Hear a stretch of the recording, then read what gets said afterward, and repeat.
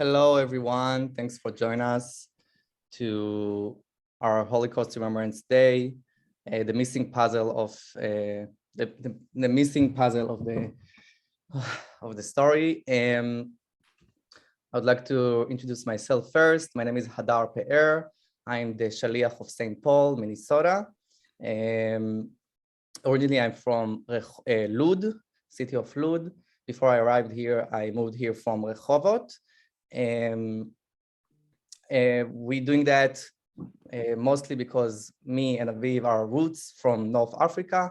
My grandparents from both sides came from Tunisia.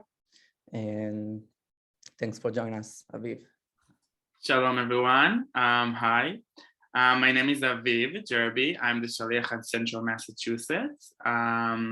Originally, I'm from the north of Israel in a small moshav called Tfachot.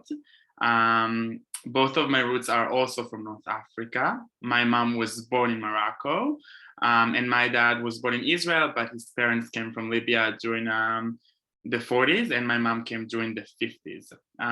That's my first year in Central Mass, and I'm very happy to come and educate about Israel and bring Israel to the Central Mass community. And we're very happy to do this collaboration with the Jewish Federation of St. Paul, especially these days after what happened last week. We should be stronger as a one Jewish community, which I think it's a beautiful act to do, especially during these days, and especially after what happened. So during our session today, we're going to have 4 parts. We're going to have our first part, which is more information to learn about what happened during World War II at the time of the Holocaust in North Africa. And then we're going to have a testimony from Hadar. He's going to tell us about his grandpa that was during World War II in Tunisia. And then we're going to have breakout rooms. We're going to wrap up with Kaddish and a Tikva. And that'll be a total of an hour. Thank you for joining us. But before we are going even to begin with the Holocaust in North Africa, it was important for us to touch for one moment at the definition of Yom HaShoah, which is the Remembrance Day of Holocaust, the Holocaust Day in Israel, where they remember, which is on Kaf Zayin Benisan. And it's just an interesting look to see that Israel picked this day for the anniversary of the uprising at the Warsaw Uprising, which was on Kaf Zayin Benisan. And the United Nations on 2005 picked this day, the January 27th, for the liberation of Auschwitz-Birkenau as the International Holocaust Remembrance Day. And just something important to say that happened just past week, because of the International Holocaust Day, the UN made a law against denying the Holocaust as a supportive act for the International Holocaust Day. So just that latest news that was also worth mentioning on our session today. And now we're gonna watch a video about the North African part in the Holocaust. So pay attention to the screen.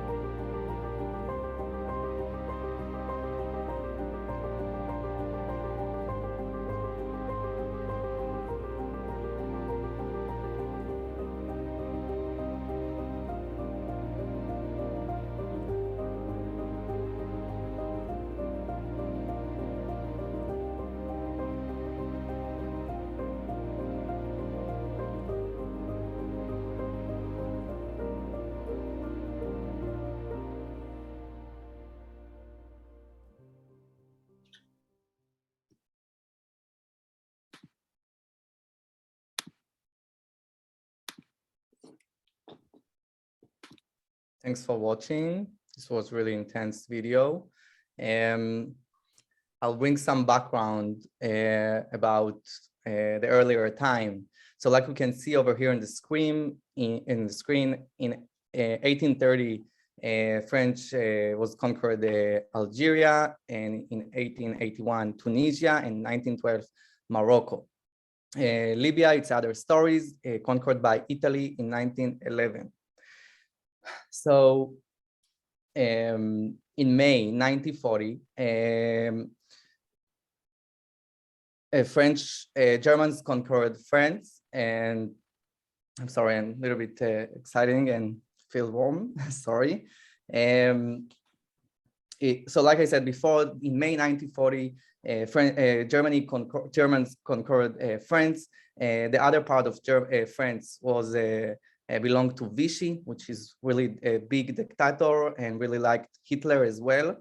And Vichy support Germany, and so since the laws against Jews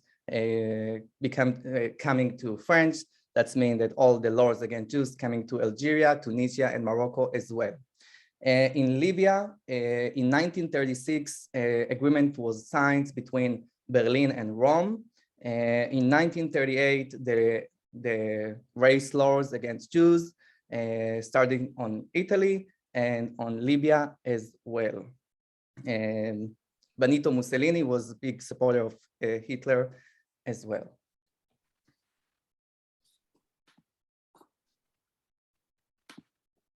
All right, so we wanted to continue from the video. As we were saying, we wanted to highlight things from over there and take it a bit deeper. So we're going to do it in order by years, by the timeline. So Azadar was giving the background of what happened in North Africa during this year with France and Italy. What happened exactly in Morocco and Algeria in October of 1940 was the new protocol against the Jews. What you see on your screens right now is the new protocol that was published in France on October 1940. But everywhere was different between those countries. Theoretically, it was the same laws for everyone, for Morocco and Algeria, what Vichy was saying. But the treatment that they got practically on the field, in the land, was different because of the different connection that the Jews had with the Muslims in these specific countries. So for example, Morocco was less hard. For example, my grandparents on my mom's side that was living during these years in Morocco don't remember any of that. So that means these laws didn't arrive or wasn't practically assumed in the city that my grandparents were living at, which is Fez, Morocco. What actually happened in Morocco for the Jews there was they were forced for working, but Algeria is a whole other story. And again, it's all affected. It was the same laws, same protocol, but it was all affected by the connection that the Jews had there with the community there. So for Algeria, for example, part of the Jews were taking their citizenship. There was Judenrat there already. For those of you who doesn't know what Judenrat, it's the Jewish council that the Nazis will organize in every place. So they held in Judenrat. They were labor camps. They were executed. Government positions were taken. Teachers, bankers, and also Jewish property were taken. So that's the story of Morocco and Algeria. And I want to move to Libya, which was on October 1941. So as that was mentioned before, the timeline, Italy was an ally of the Nazis, and she took the treatment towards the Jews, and also were doing that in Libya, in one of her colonies. What we see is all pictures from what happened in Libya. So for example, for the violence, we see graves that were destroyed. For the economic damage, they were getting heavy fines there. And we have even examples of war camps as the Bukbu camps, which was one of the camps that was established in Libya.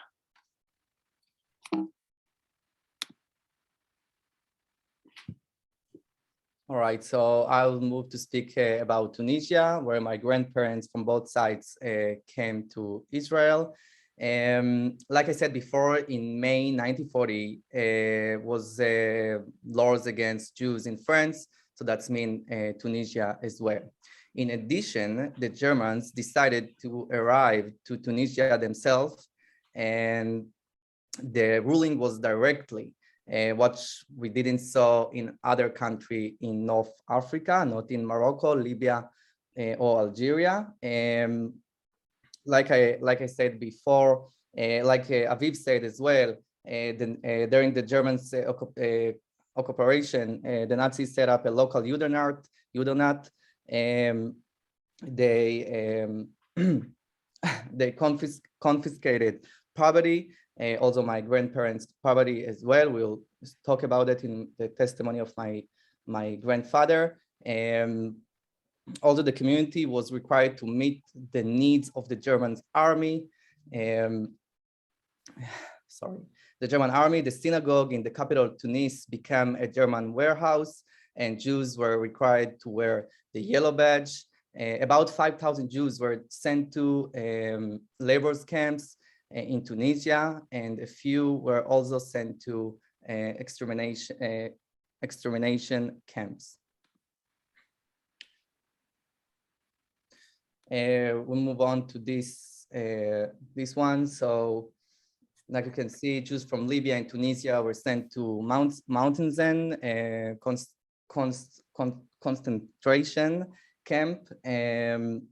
Also, another fact was a few refugees that came from Europe when Hitler rise, and they moved to North Africa, and the Jewish community in North Africa helped them with visa, with work, with houses, with everything, because they understand the situation.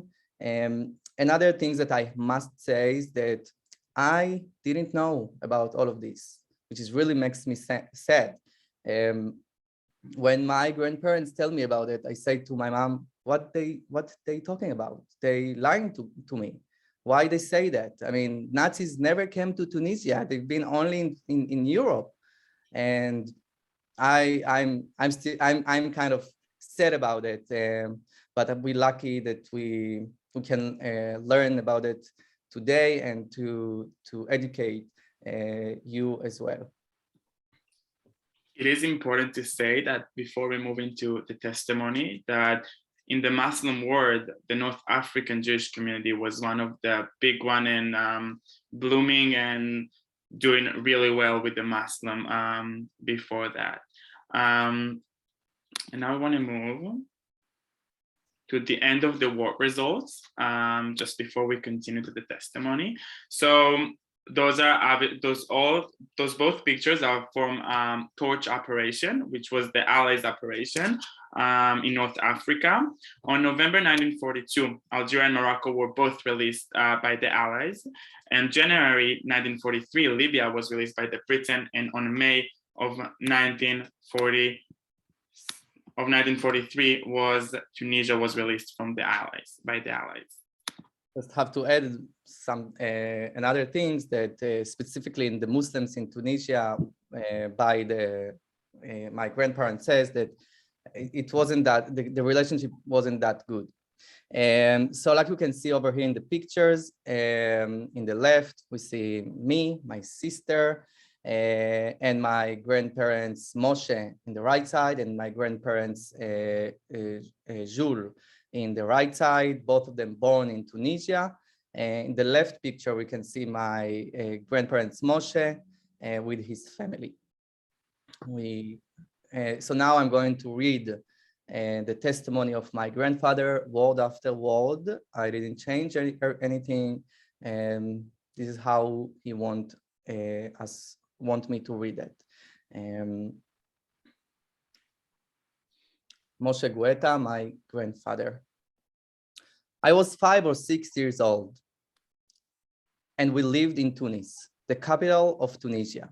One day, 3 Germans, an Arab, and a Jew entered our home. I didn't really notice them. They kept playing with my brother and hang on to his leg. The Germans ripped me off my brother's leg and wanted us to stop playing. One of the Germans turned to the Arab and spoke to him in German. The Arab translated that the Nazis demanded their families' money and gold. My mom responds that she has no money or gold to give them. Can you go back, please? Thanks. To give them.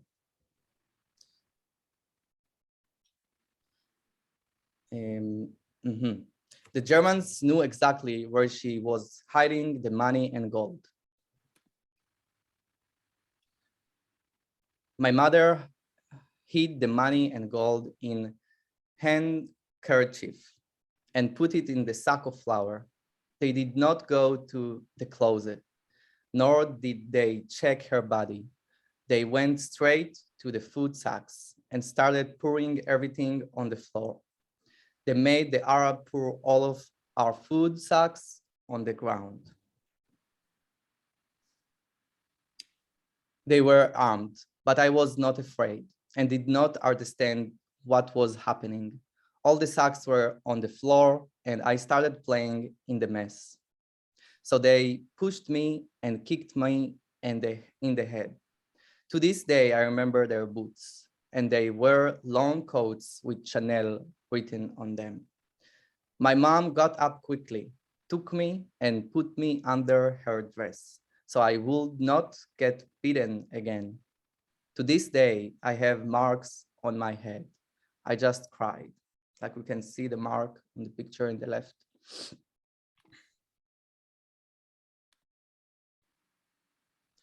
After they took the money and gold, they took my brother, Camus Guetta. They took him to a labor camp, and we did not know when he would return.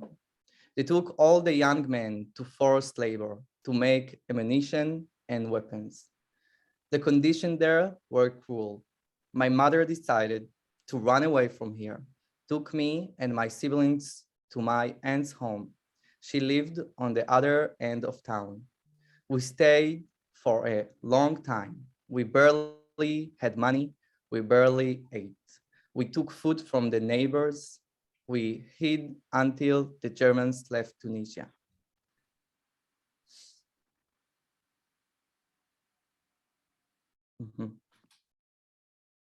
My father was a grave digger. Every day, my father will bury about 615 Jews who died as a result of forced labor in the camps.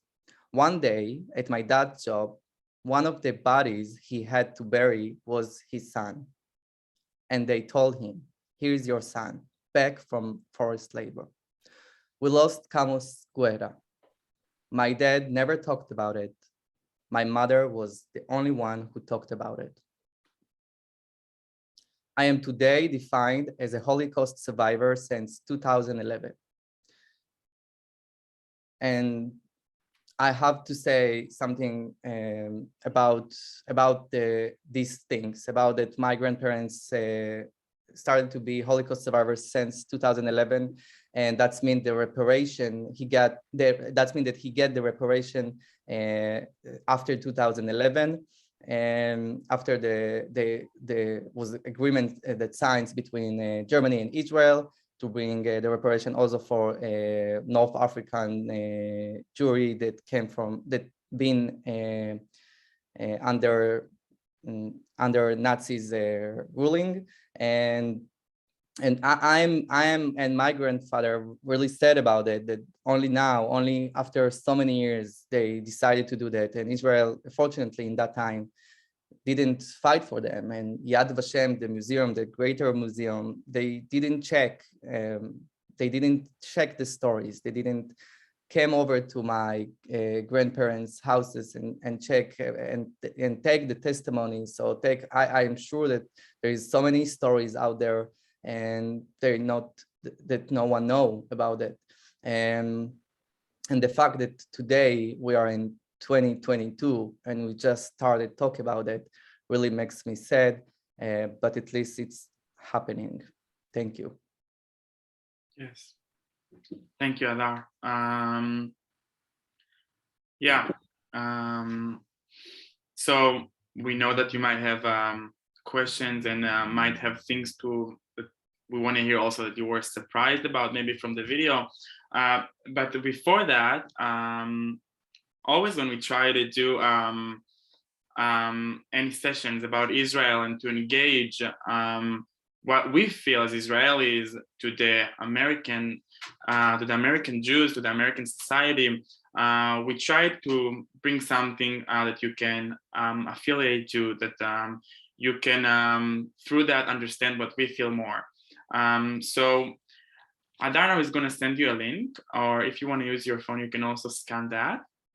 And we want to ask you a question. Are there any topics that you think should be included on the high school student syllabus from American history? And we would love to see your answers. If you can look, Adar just sent you also the link. It can be what you remember as a student that you think they should have learned, or things that you think that your kids should have known, or they should know by now as they're in high school. And if you can also add your name, that we can know who write that, that'll be great.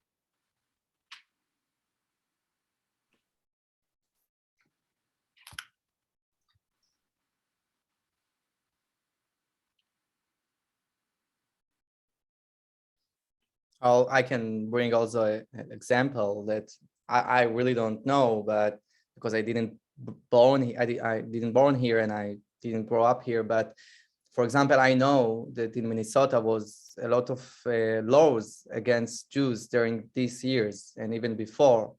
I don't know if in the schools here there is like someone teach you about it, someone teach you in the past, or if we should learn about it. And I'm sure, I mean, I'm not sure, but I'm thinking that in Massachusetts and other states in United States was things that's also related to Jewish people.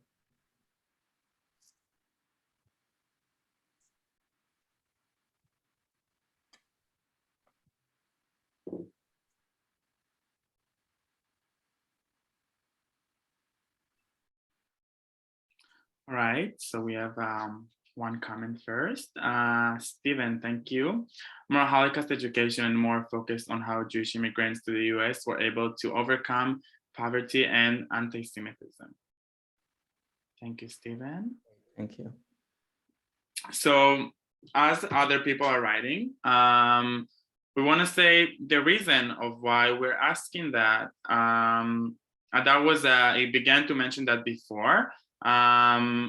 Both Adar and myself, both at our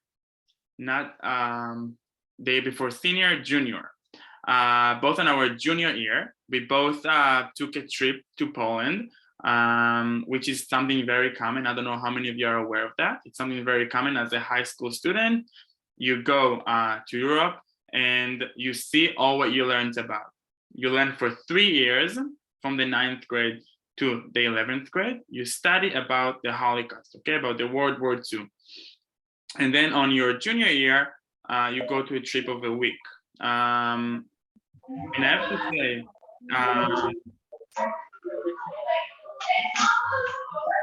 can everyone mute? Thank you. Back to what I said. And I started knowing about the Holocaust in the North Africa area only recently, only working on this session. I never knew about that. I was never being taught about that. And later on, we're going to see how are they trying to change that. But still these days, people high school students are not touching the part of North Africa. And if we want to make the conversation even more interesting, before we move into our breakout rooms, how does it make us feel as Mizrahi Jews? Mizrahi Jews, by definition, are Jews that came from North Africa, okay, from Morocco, Tunisia, Algeria, Libya, those countries. How do we supposed to feel in the society that anyway, things are not the same for Ashkenazi Jews, the Eastern European Jews versus Mizrahi Jews, in a society that during high school, we study only about their part, yeah? Can I ask a question, Aviv? Of course, Joel. Yeah, so, or just, it's actually more of a comment. So I'd say in general, in our schools, there was very little taught about Africa, North Africa. Pretty much anything, like our history centered more around United States history and some European history, because that's where there was more involvement from the United States. Mm-hmm. I just think that there, wasn't like specifically about Judaism or anything, but there was just very little taught, I think, in our schools about Africa in general. Right. So that was exactly the question. It was only about America's history in that kind of way, not necessarily around Judaism. So with that being said, we want to take a conversation to these days and talk about that and what's happening in Israel around that, about Mizrahi Jews, about Ethiopian Jews, and go into our discussion rooms that Hadar and myself are going to facilitate. It's just going to be random.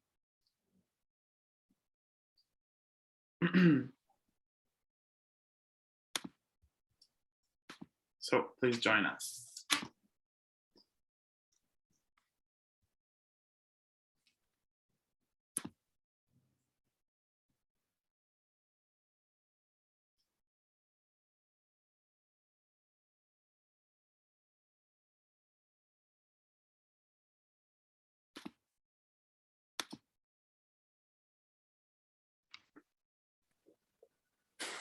Hello, everyone.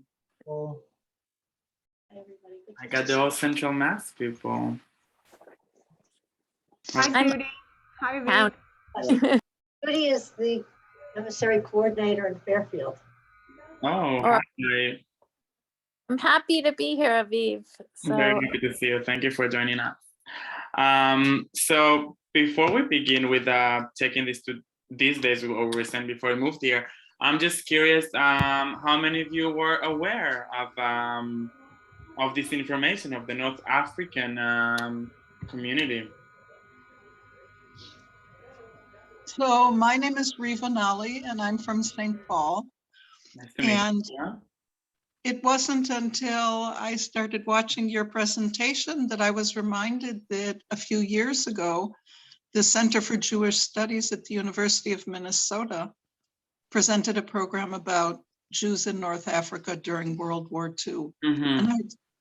And because the subject hadn't come up in other contexts, I had totally forgotten what I had learned at that time. And I'm so grateful for this presentation for reminding me about this important part of Jewish history and world history. Mm-hmm. Any particular part that you were most surprised from? Like any fact specifically? No, it's also devastating hearing the story from the viewpoint of a 5 or 6 year old child is very powerful. Mm-hmm. Hearing how hard the mother tried to hide the money and jewels. Mm-hmm. It's so universal and so heartbreaking that it was all lost.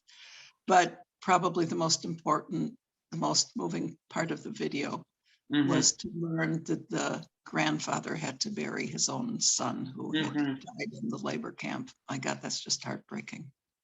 Yes, thank you. Stephen? While I was aware, of course, of North African Jewry, my impression had always been that during the war, or actually it's not necessarily my impression, but there's an understanding in the United States that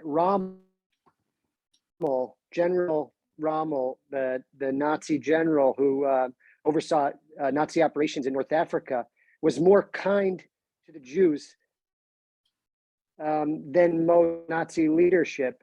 So there was sort of a whitewashing of anything that took place in North Africa as far as it related to the Holocaust, because absolutely without question, the way it's taught in the United States, if it's taught at all, is strictly the within the context of Eastern Europe. We don't even really, frankly, hear about France or any of the other Western European countries during the war. The focus is so specifically on Poland over anything else. I mean, it's understandable, but when it comes to North Africa, if you know anything, it's like Rommel was the best of the very worst people, and that.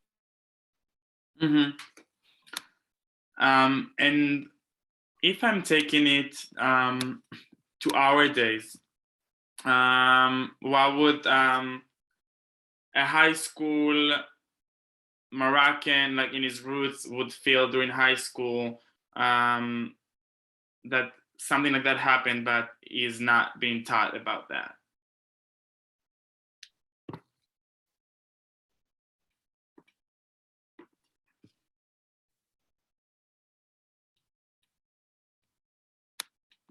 I think you could speak best to that. Most likely, my guess would be that people would feel as if they do not exist.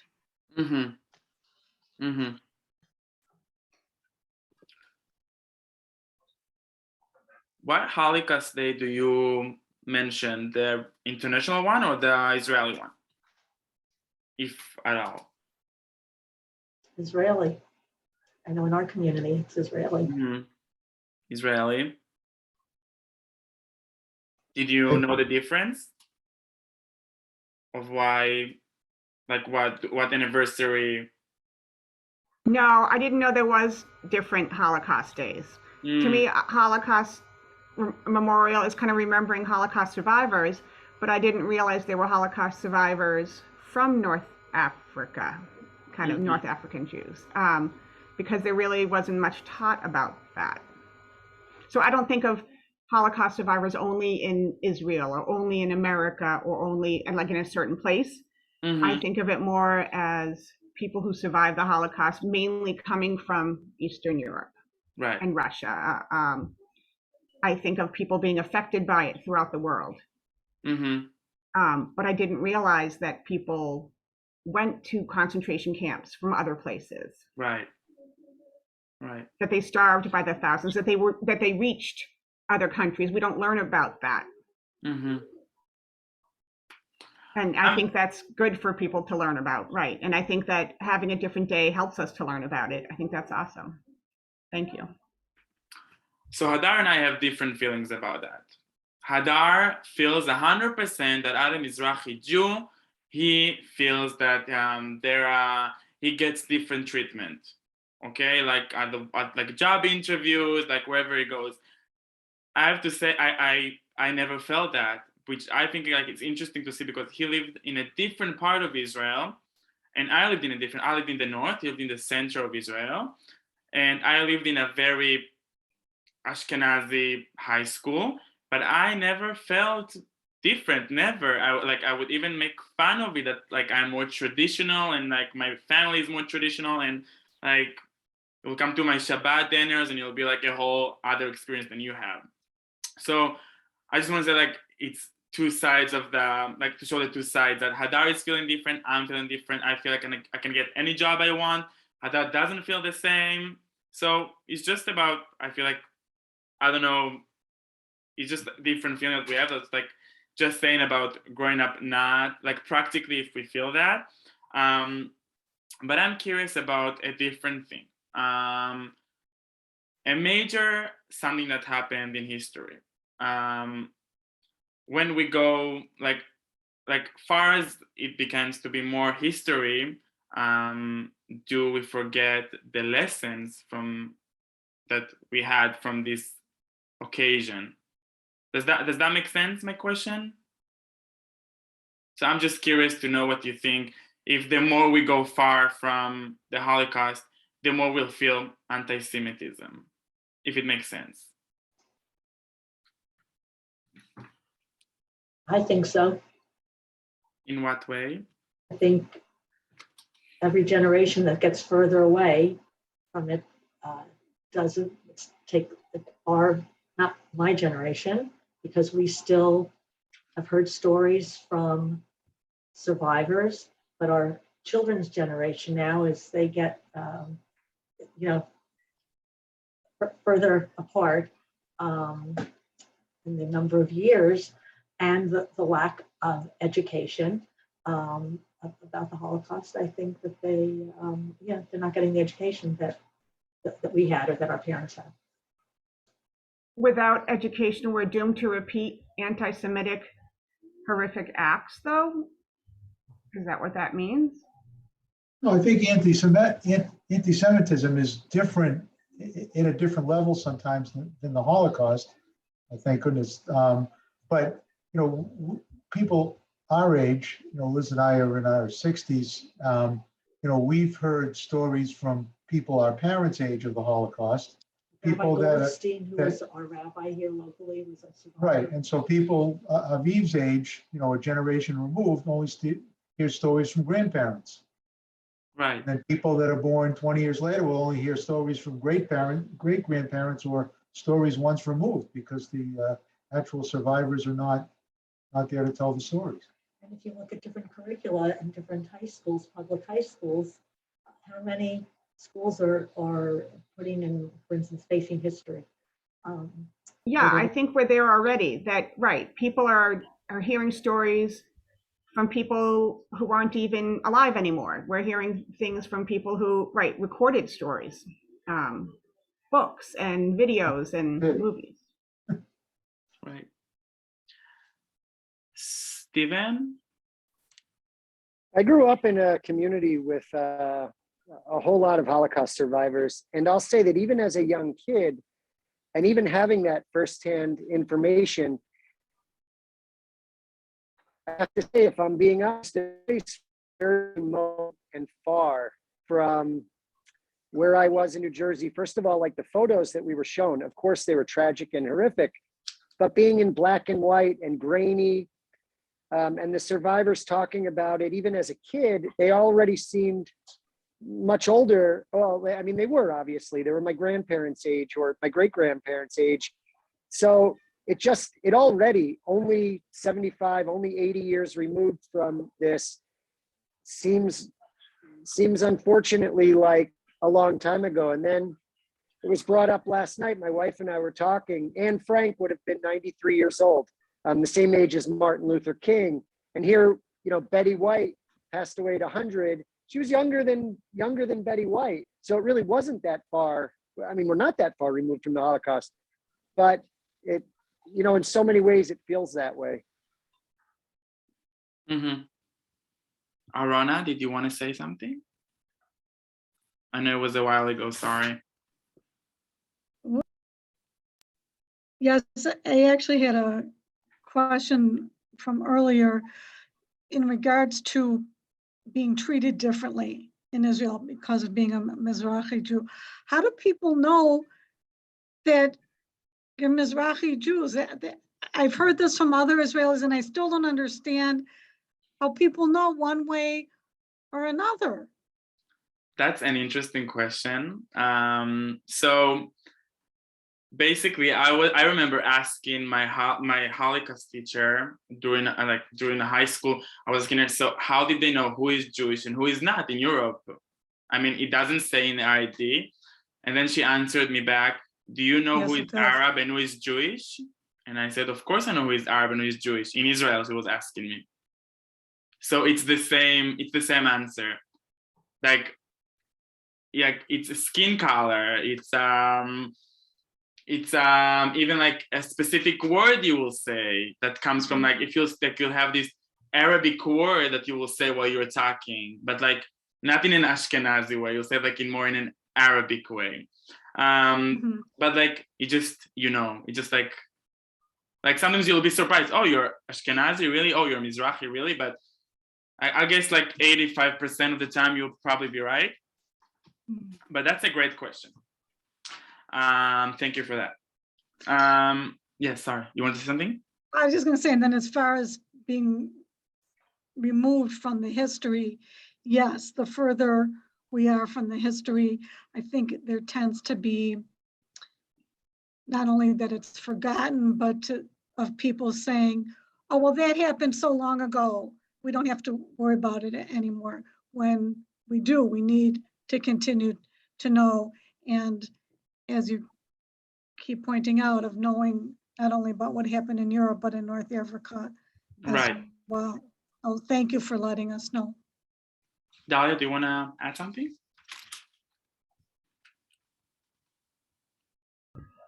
Yeah, it seemed that when you were talking, you were possibly getting at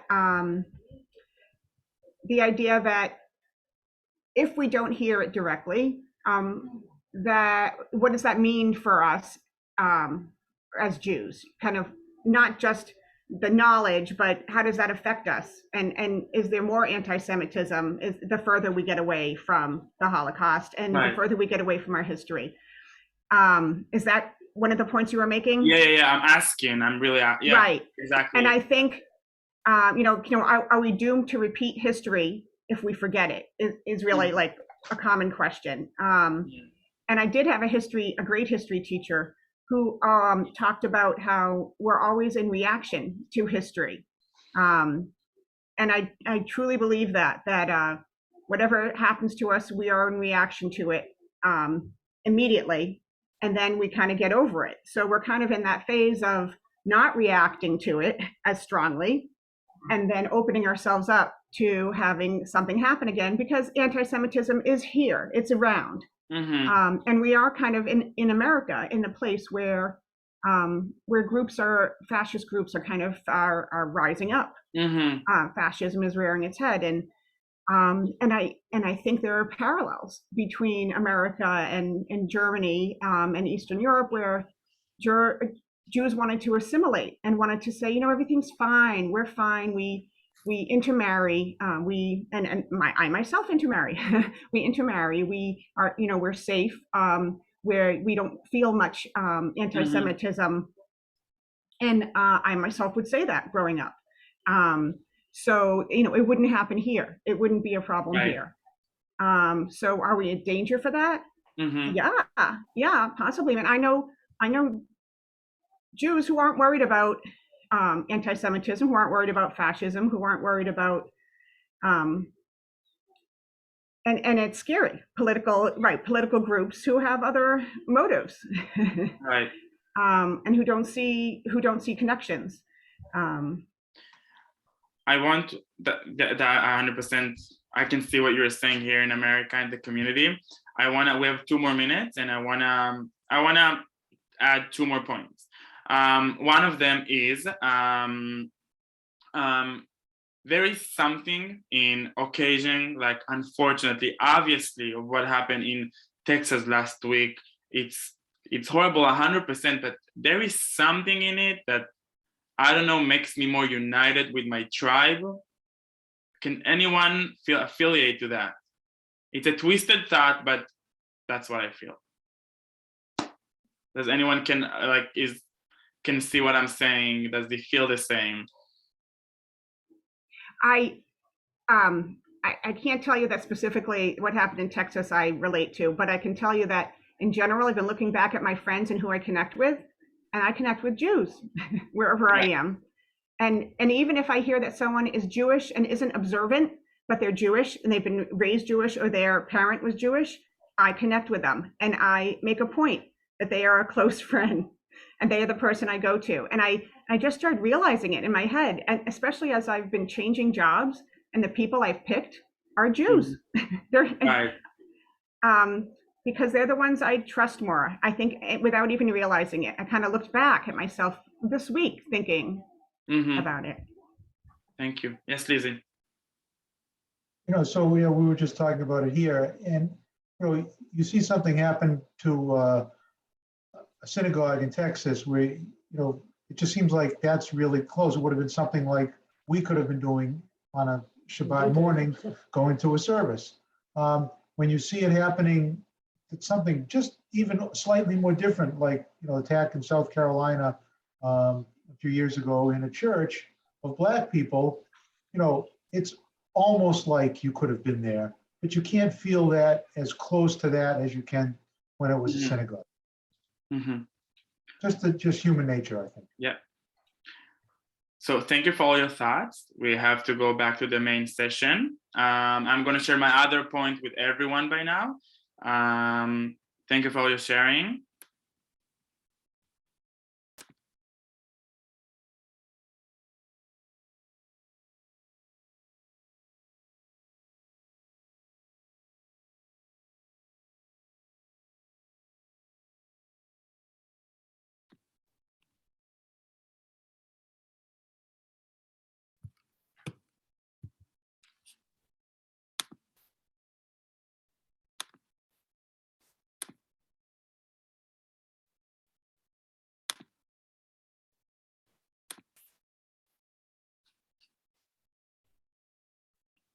All right. Thank you so much.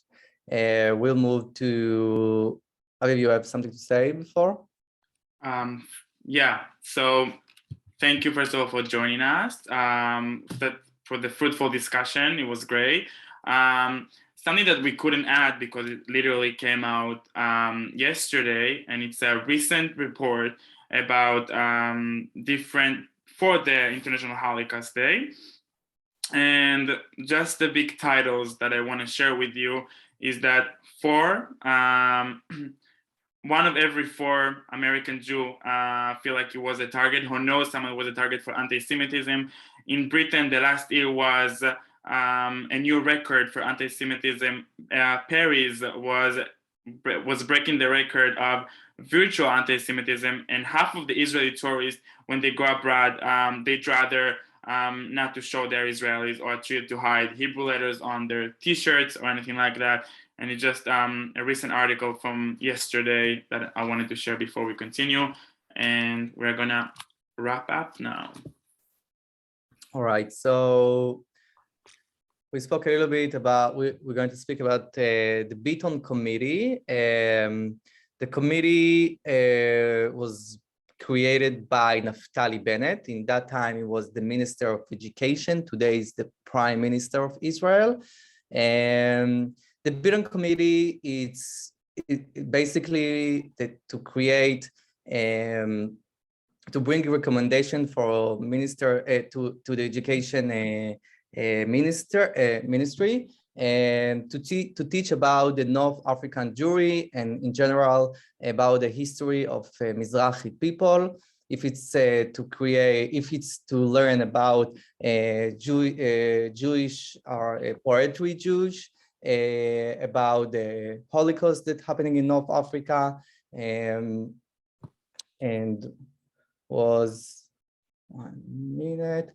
And yes, if it's to take a trip to the Balkan states and to Morocco, to learn more about the legacy of Sephardi and Mizrahi Jews, to build a museum as well.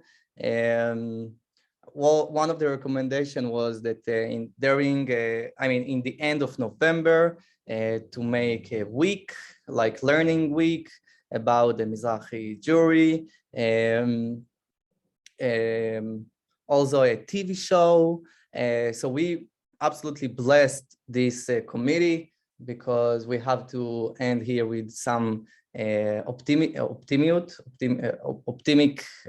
view, that we're lucky to say that Mizrahi teens get the chance to learn more about the history of them, and the stories that they're telling them at home will be also in school, and everyone can learn about it. Fortunately, like I said, we didn't get the chance, but we're still very optimistic, and we glad that since the last years, it's starting to happen. Right. Thank you. So before we move to Kaddish and Atikva, Adar, there was a question, when did your grandpa move to Israel? If you can just answer that. Yeah. So my grandpa moved to Israel in 1949. So a year after Israel was established. After Israel was established a year after, and they lived in Atlit, which is in the north, in Ma'abara, which means a tent. And I spoke a little bit about it. The Israel fortunately didn't welcome them with open arms. Most of the Mizrahi Jews, and they used to live in a tent for many years till, I mean, the situation over there was really hard for everyone, but with no doubt, in that time, Israel knew exactly what she's doing, and was a lot of racism all over the world, but also in Israel. Yes. Thank you. All right, so we want to move to the Kaddish, and I want to welcome Debbie Morin for that.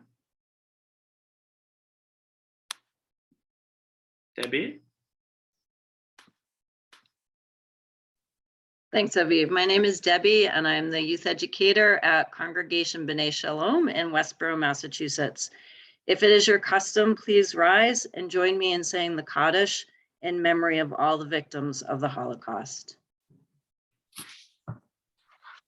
Yitkadal v'yitkadash shemei rabbah, v'alma divra chirutei v'yamlich malchutei, v'chayechon uvyomechon uv'chaye dechol beit Yisrael, ba'agala uvizman kariv v'imru amen. Yehei shemei rabba mevarach le'olam ulalmei almaya, yitbarach v'yishtabach v'yitpa'ar v'yitrumam v'yitnaseh, V'yitadar v'yitala v'yitalal shemei dekudasha barichu le'elam min kol birchata v'shirata tushbechata v'nechemata da'amiran ba'alma v'imru amen. Yehei shlama rabba min shemaya v'chayim aleinu v'al kol Yisrael v'imru amen. Oseh shalom b'mrumav hu ya'aseh shalom aleinu v'al kol Yisrael v'imru amen. Thank you. Please remain standing for the Tikva. If it's your costume again, Hadar is going to play for us that, and feel free to unmute and join us when Hadar is going to begin. You have the lyrics on.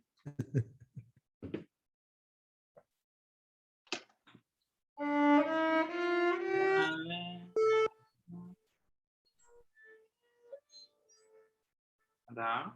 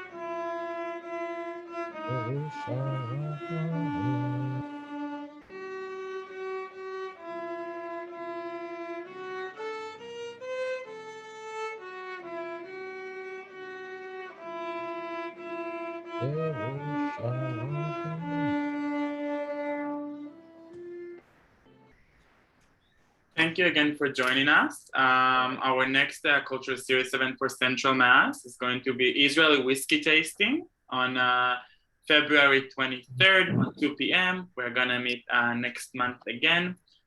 Please find it on your newsletter of your congregation. We're gonna send it today, you're gonna see it. I know that Temple is also gonna have that. February 13th. No, 13, sorry, February 13th. That was the 23rd today. Thank you for that. So I'll add that St. Paul's Jewish Federation playing the same program next month, whiskey tasting. You can find it in your newsletter soon.